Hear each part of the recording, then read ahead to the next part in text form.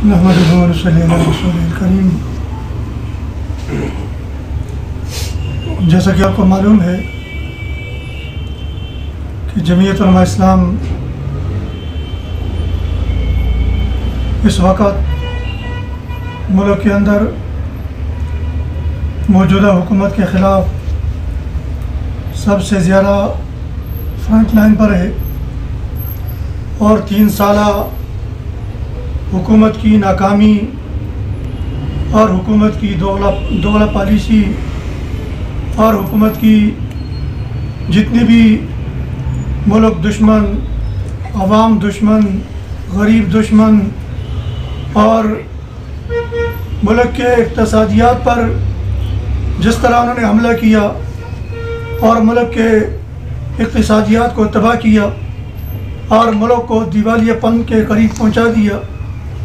ये वो चीज़ें हैं जिसके लिए जमीयत उलमा इस्लाम शुरू से आवाज़ लगा रही थी और पहले दिन से कह रही थी कि ये मुल्क तबाह होगा, बर्बाद होगा और इस मुल्क को ये उस मकाम तक पहुंचाएंगे जहां तक से फिर इस मुल्क को उठाना मुश्किल हो जाएगा। तो आज 3 साल में वही हुआ कि जो मौलाना फजल रहमान साहब कह रहे थे, जमीयत उलमा इस्लाम कह रहे थे और जो कुछ हमारे उलमा कह रहे थे, आज 3 साल में वही सब कुछ साबित हुआ। और आज वो हुकूमती अरकान ख़ुद कहते हैं कि मुल्क के अंदर कोई चीज़ नहीं रही, मुल्क तबाह हो गया है, कंगाल हो गया है और मुल्क के इदारे तबाह हो चुके हैं। आज मुल्क को इन्होंने तबाही के दाने पर पहुंचा दिया है। अब इस मुल्क को इन नाअहल लोगों से और इन नाकाम लोगों से और इन गैरों के इशारों पर चलने वाले गैरों के एजेंट लोगों से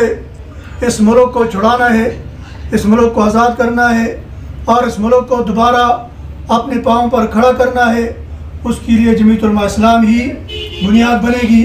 और जमीयत उलमा इस्लाम ही इस गैर एलानिया डिक्टेटर को और इस गैर एलानिया मार्शल लॉ को ख़त्म करेगी और इस मुल्क के अंदर इंशाअल्लाह जमहूरी रिवायात को और जमहूरियत को इंशाअल्लाह दोबारा लाएगी। और ये अवाम के अंदर जो बेचैनी है, परेशानी है, महंगाई की वजह से अवाम परेशान है, गरीब परेशान है और हर शख्स परेशानी के दलदल में डूबा हुआ है, तो ये परेशानी इन अवाम से और इस मुल्क से वो जमीयत उलमा इस्लाम ही के ज़रिए से दूर होगी और जमीयत उलमा इस्लाम ही इसके लिए बुनियाद बनेगी। तो इंशाअल्लाह आने वाले इलेक्शन में जमीयत उलमा इस्लाम मुत्तहिद होकर, मुत्तफ़िक़ होकर इस बातिल का मुकाबला करेगी और इन नाकाम सियासत का मुकाबला करेगी जिसने 3 साल तक मुल्क को और आवाम को सिवाय दुख के और कोई चीज़ नहीं दी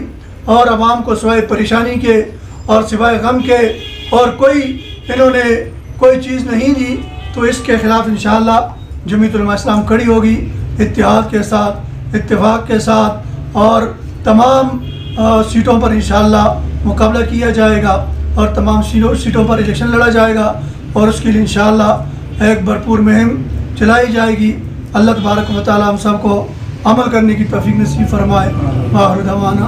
अनिल हम्दुलिल्लाहि रब्बिल आलमीन।